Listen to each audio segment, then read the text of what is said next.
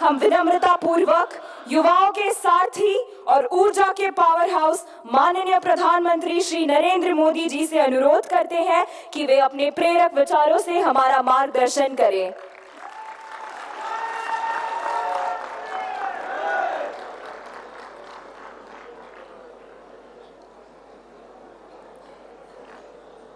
केंद्रीय मंत्रिमंडल के मेरे साथी,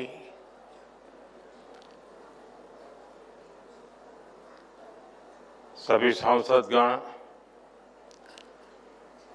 विकसित भारत यंग लीडर्स चैलेंज के विनर्स, अन्य महानुभाव और देश भर से यहाँ आए मेरे सभी युवा साथी, विदेशों से जो नौजवान आए हैं उनको भी एक नया अनुभव मिला होगा।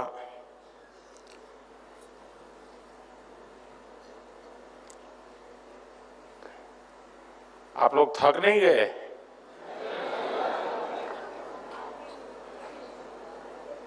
दो दिन से यही कर रहे हैं तो अब क्या सुन सुन कर थक नहीं जाओगे?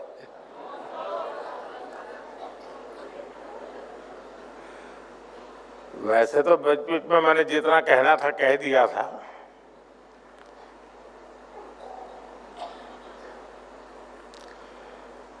जब मैं पहली बार मुख्यमंत्री पद की शपथ ली थी तब मैं समझता हूं आप में से बहुत सारे युवा ऐसे होंगे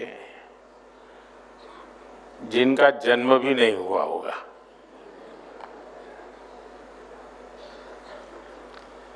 और जब मैंने 2014 में प्रधानमंत्री पद की शपथ ली थी तब आप में से ज्यादातर लोगों को बच्चा कहा जाता होगा।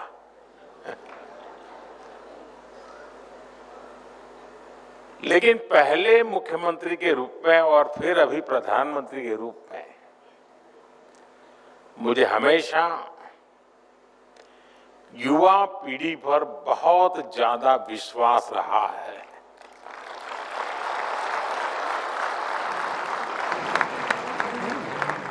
आपका सामर्थ्य, आपका टैलेंट, मैं हमेशा आपकी एनर्जी से खुद भी एनर्जी पाता रहा हूं। और आज देखिए, आज आप सभी विकसित भारत के लक्ष्य की बागडोर थामे हुए हैं। साथियों, साल 2047 में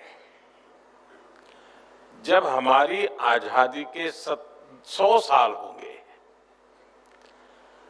वहां तक की यात्रा भारत के लिए भी अहम है और यही वो समय है जो आपके जीवन में भी सबसे महत्वपूर्ण है। यानी बड़ी गोल्डन अपॉर्चुनिटी है आपके लिए। आपका सामर्थ्य भारत का सामर्थ्य बनेगा। आपकी सफलता भारत की सफलता को नई ऊंचाइयां जरूर देगी। मैं आप सभी को विकसित भारत यंग लीडर्स डायलॉग में सहभागिता के लिए बहुत बहुत बधाई देता हूं।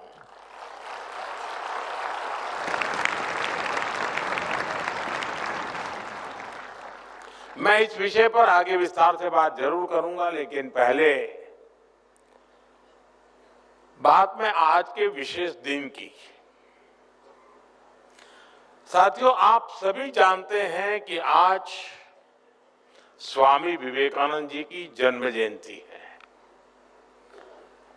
स्वामी विवेकानंद जी के विचार आज भी हर युवा के लिए प्रेरणा है। हमारे जीवन का लक्ष्य क्या है? पर्पस ऑफ लाइफ क्या है? कैसे हम नेशन फर्स्ट की भावना के साथ अपना जीवन जिए? हमारे हर प्रयास में समाज का, देश का हित हो, इस दिशा में स्वामी विवेकानंद जी का जीवन हम सभी के लिए बहुत बड़ा मार्गदर्शक है, प्रेरक है। स्वामी विवेकानंद का स्मरण करते हुए हर साल 12 जनवरी को हम राष्ट्रीय युवा दिवस मनाते हैं और उन्हीं की प्रेरणा आज 12 जनवरी को विकसित भारत यंग लीडर डायलॉग के लिए चुना गया है। साथियों, मुझे खुशी है कि बहुत ही कम समय में विकसित भारत यंग लीडर्स डायलॉग इतना बड़ा प्लेटफॉर्म बन गया है।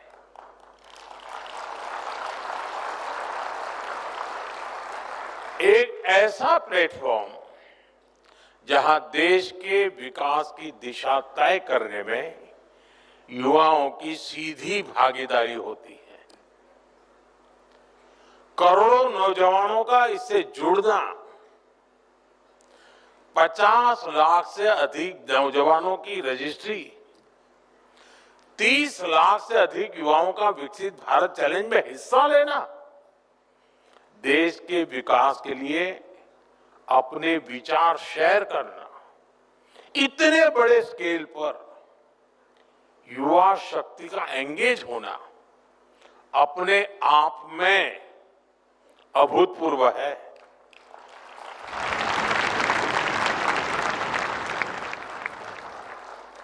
दुनिया के अनेक देशों में आमतौर पर थिंक टैंक, ये शब्द बहुत प्रचलित है, थिंक टैंक की चर्चा भी होती है और उस थिंक टैंक का प्रभाव भी बहुत होता है। वे एक प्रकार से ओपिनियन मेकर्स का एक समूह बन जाता है। लेकिन शायद आज जो मैंने प्रेजेंटेशन देखे और जिस प्रकार से चर्निंग होते होते आप लोगों ने यहां तक जायजे लाए हैं, मैं समझता हूं कि ये अपने आप में ये इवेंट इंस्टीट्यूशनलाइज तो हुआ है, एक अपने आप में दुनिया में अनोखी थिंक टैंक के रूप में उसने अपनी जगह बना ली।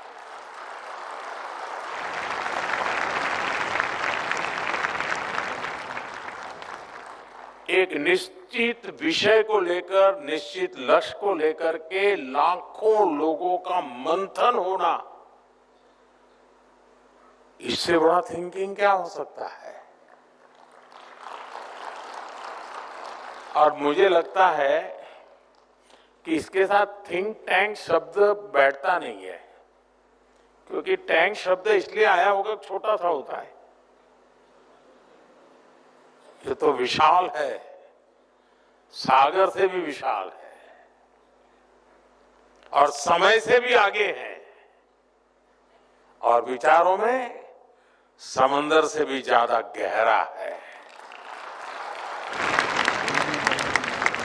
और इसलिए थिंक टैंक शब्द टैंक वाले शब्द से भी सीमित नहीं किया जा सकता, ऐसा इसका अनुभव है।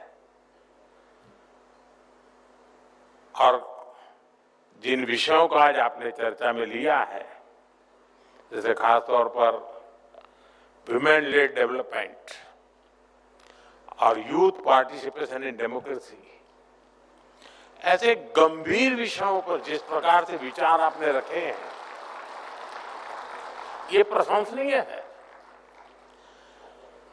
थोड़ी देर पहले आपने यहां जो प्रेजेंटेशन रखे, अलग अलग थीम्स को लेकर प्रभावी बात रखी है, ये दिखाता है कि हमारी अमृत पीढ़ी विकसित भारत के निर्माण के लिए कितनी संकल्पित है। इससे ये भी स्पष्ट होता है कि भारत में जैन जी का मिजाज क्या है।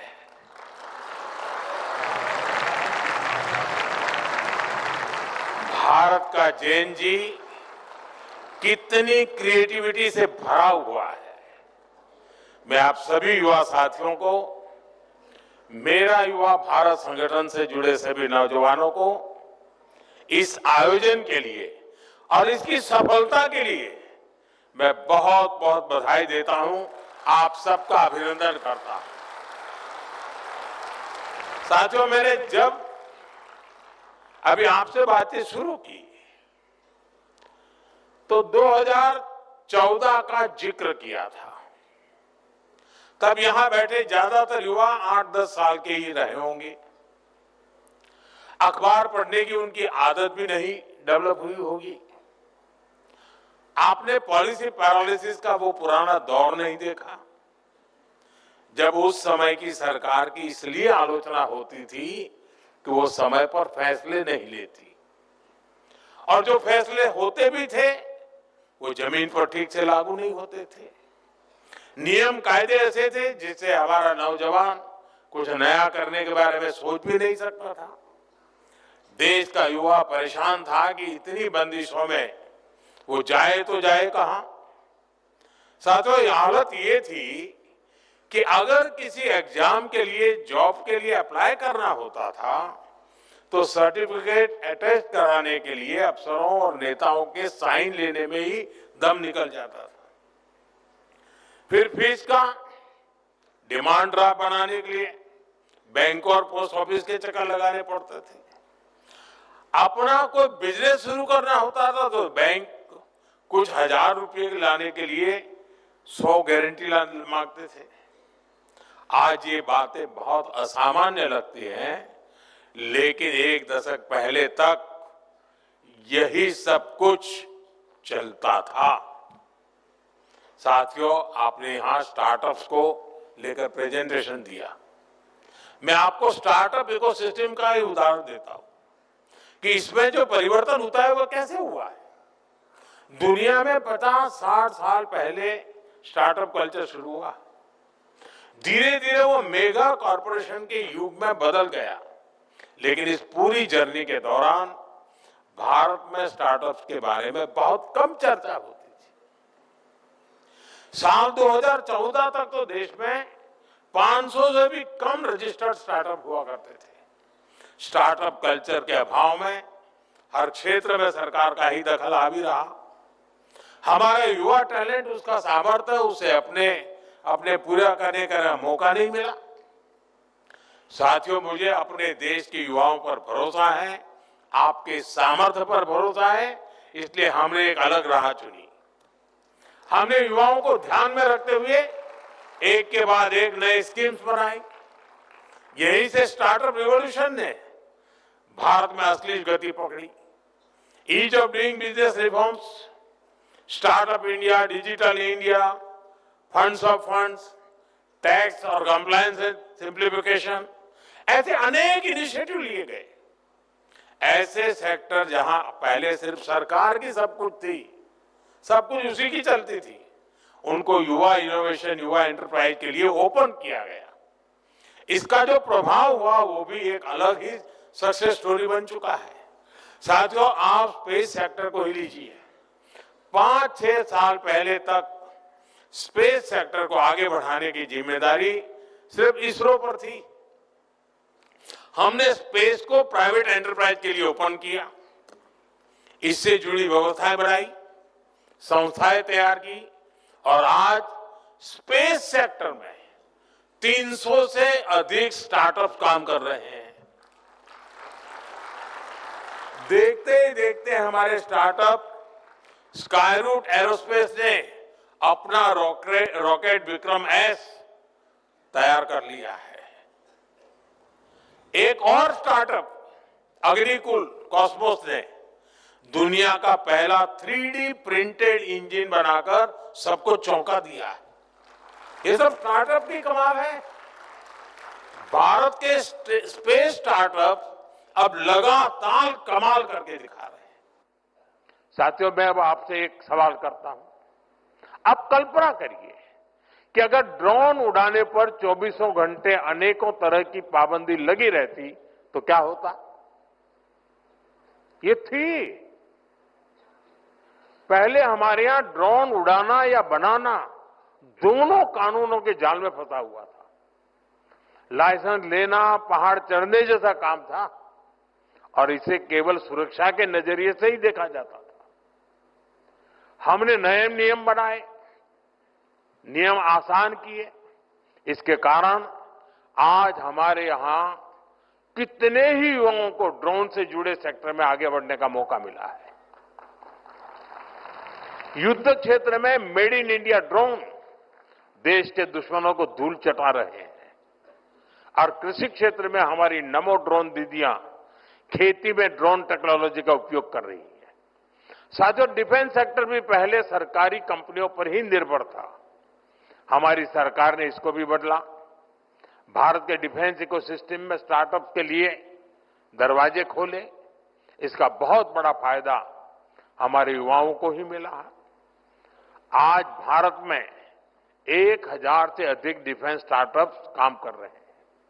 आज एक युवा ड्रोन बना रहा है तो दूसरा युवा एंटी ड्रोन सिस्टम बना रहा है। कोई एआई कैमरा बना रहा है, कोई रोबोटिक्स पर काम कर रहा है। साथियों, डिजिटल इंडिया ने भी भारत में क्रिएटर्स की एक नई कम्युनिटी खड़ी कर दी है। भारत आज ऑरेंज इकोनॉमी यानी कल्चर, कंटेंट और क्रिएटिविटी का अभूतपूर्व विकास होते देख रहा है। Bharat media, film, gaming, music, digital talent, VR, XR जैसे क्षेत्रों में एक बड़ा ग्लोबल सेंटर बन रहा है।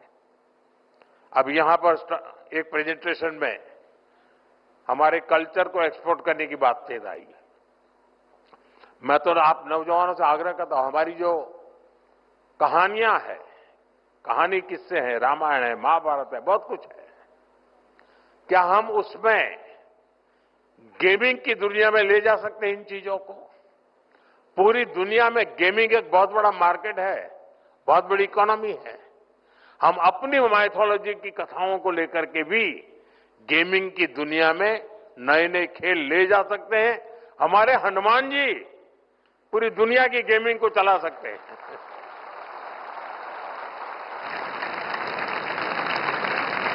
हमारा कल्चर भी एक्सपोर्ट हो जाएगा, आधुनिक रूप में हो जाएगा, टेक्नोलॉजी का उपयोग होगा।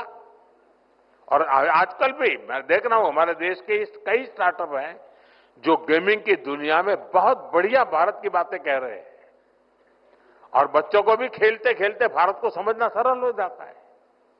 साथियों, world audio visual and entertainment summit यानी वेव्स युवा क्रिएटर्स के लिए एक बहुत बड़ा लॉन्च पैड बन गई है। यानी सेक्टर कोई भी हो, आपके लिए आज भारत में अनंत संभावनाओं के द्वार खुल रहे हैं। इसलिए मेरा आज यहां इस आयोजन से जुड़े सभी युवाओं से, देश के युवाओं से आह्वान है, आप अपने आइडिया के साथ आगे बढ़िए, रिस्क लेने से पीछे मत हटिए।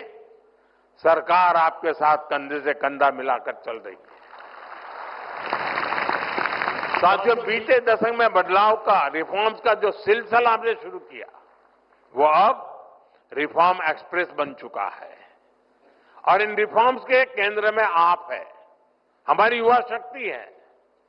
जीएसटी में हुए नेक्स्ट जनरेशन रिफॉर्म से युवाओं और एंटरप्रेन्योर्स के लिए प्रोसेस और आसान हो गई है। अब 12 लाख रुपए तक की इनकम पर टैक्स जीरो हो गया है। इसे नई नौकरी वालों या नया बिजनेस शुरू करने वाले नौजवानों को उनके पास बहुत ज्यादा बचत होने की संभावना बढ़ गई है। साथियों, आप सभी जानते हैं आज बिजली सिर्फ रोशनी का माध्यम नहीं है। आज AI, data centres, semiconductor, manufacturing, ऐसे हर इकोसिस्टम के लिए ज्यादा बिजली की जरूरत है। इसलिए आज भारत एश्योर्ड एनर्जी सुनिश्चित कर रहा है। सिविल न्यूक्लियर एनर्जी से जुड़ा रिफॉर्म यानी शांति एक्ट इसी लक्ष्य के साथ किया गया है। इससे न्यूक्लियर सेक्टर में तो हजारों नए जॉब्स पैदा होंगे ही, बाकी सेक्टर्स पर भी इसका मल्टीप्लायर इफेक्ट होने वाला है। साथियों, दुनिया के अलग अलग देशों की अपनी जरूरतें हैं, अपनी डिमांड है। वहां वर्कफोर्स लगातार घट रही है। हमारा प्रयास है कि भारत के युवा दुनिया भर में बन रहे अवसरों के लिए तैयार हो। इसलिए स्किल डेवलपमेंट से जुड़े सेक्टर्स में भी लगातार रिफॉर्म किया जाना चाहिए और हम कर रहे हैं। नई नेशनल एजुकेशन पॉलिसी के बाद अब हायर एजुकेशन से जुड़े रेगुलेशन को रिफॉर्म किया जा रहा है। विदेशी यूनिवर्सिटीज भी अब भारत में अपने कैंपस खोल रही हैं। हाल में ही हजारों करोड़ रुपए के निवेश के साथ पीएम सेतु प्रोग्राम शुरू किया गया है। इससे हमारे हजारों आईटीआई अपग्रेड किए जाएंगे ताकि युवाओं को इंडस्ट्री की वर्तमान और भविष्य की जरूरतों के हिसाब से ट्रेन किया जा सके। बीते समय में दुनिया के अलग अलग देशों के साथ भारत ने ट्रेड डील्स की है। ये भी भारत के युवाओं के लिए नए नए अवसर लेकर आ रही है। साथियों, कोई भी देश बिना आत्मविश्वास के आत्मनिर्भर नहीं हो सकता, विकसित नहीं हो सकता। और इसलिए अपने सामर्थ्य, अपनी विरासत, अपने साजो सामान पर गौरव का अभाव हमें खलता है। हमारे पास उसके प्रति एक कमिटमेंट चाहिए, गौरव का भाव होना चाहिए और हमें बड़ी मजबूती के साथ, गौरव के साथ मजबूत कदमों से आगे बढ़ना चाहिए। आपने ब्रिटिश राजनेता मैकाले के बारे में जरूर पढ़ा होगा। उसने गुलामी के कालखंड में शिक्षा तंत्र के माध्यम से भारतीयों की ऐसी पीढ़ी बनाने के लिए काम किया जो मानसिक रूप से गुलाम हो। इससे भारत में स्वदेशी के प्रति, अपनी परंपराओं के प्रति, अपने प्रोडक्ट्स, अपने सामर्थ्य के प्रति हीन भावना पनपी। सिर्फ स्वदेशी होना, इंपोर्टेड होना ही, विदेशी होना और इंपोर्टेड होना, इसी को श्रेष्ठता की गारंटी मान लिया। अब ये कोई गले उतरने वाली चीज है क्या?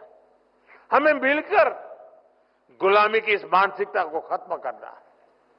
10 साल बाद मैकाले के उस दुस्साहस को 200 वर्ष पूरे हो रहे हैं और ये पीढ़ी की जिम्मेवारी है कि 200 साल पहले का जो पाप है ना, वो धोने के लिए अभी 10 साल बचे हैं हमारे पास। और ये युवा पीढ़ी धो करके रहेगी, मुझे पूरा भरोसा है। और इसलिए देश के हर युवा को संकल्प लेकर इस मानसिकता से देश को बाहर निकालना है। साथियों, हमारे यहां शास्त्रों में कहा गया है और यहां पर स्टार्टअप, यहां जो प्रेजेंटेशन हुआ उसमें भी उसका उल्लेख किया गया, आनो भद्रः कर्तव्यो यन्तु विश्वतः। यानी हमारे लिए सभी दिशाओं से कल्याणकारी और शुभ और श्रेष्ठ विचार आने दें। आपको भी दुनिया के हर बेस्ट प्रैक्टिस से सीखना है, लेकिन अपनी विरासत, अपने आइडियाज को कमतर आंकने की प्रवृत्ति को कभी हावी नहीं होने देना है। स्वामी विवेकानंद जी का जीवन हमें यही तो सिखाता है। उन्होंने दुनिया भर में भ्रमण किया, वहां की अच्छी बातों की प्रशंसा की, लेकिन उन्होंने भारत की विरासत को लेकर फैलाए गए भ्रम को तोड़ने के लिए निरंतर प्रयास की, कठोरता उन्होंने घाव की उस पर। उन्होंने विचारों को सिर्फ इसलिए नहीं स्वीकार किया क्योंकि वे पॉपुलर थे, बल्कि उन्होंने कुरीतियों को चैलेंज किया। स्वामी विवेकानंद जी एक बेहतर भारत बनाना चाहते थे। उसी स्पिरिट के साथ आज आप युवा शक्ति को आगे बढ़ना है और यहां अपनी फिटनेस का भी ध्यान रखना है, खेलना है, खिलखिलाना है। मुझे आप सभी पर अटूट भरोसा है। आपका सामर्थ्य, आपकी ऊर्जा पर मेरा विश्वास है। इन्हीं शब्दों के साथ आप सभी को एक बार फिर से युवा दिवस की बहुत बहुत शुभकामनाएं। मैं एक और सुझाव देना चाहता हूं। ये जो हमारा डायलॉग का कार्यक्रम चल रहा है, क्या आप कभी योजना करके अपने स्टेट में स्टेट को विकसित बनाने के लिए डायलॉग, ये कार्यक्रम शुरू करें और थोड़े समय के बाद हम डिस्ट्रिक्ट को विकसित बनाने के लिए भी डायलॉग शुरू करें, इस दिशा में जाएंगे। लेकिन हर राज्य में एक कार्यक्रम राज्य के नौजवान मिलकर के, ताकि थिंक टैंक जिसको कहा गया, ये थिंक वेव बन जाएगा, ये दिशा में हम करें। मेरी पूरी शुभकामनाएं आपके साथ है। बहुत बहुत धन्यवाद दोस्तों।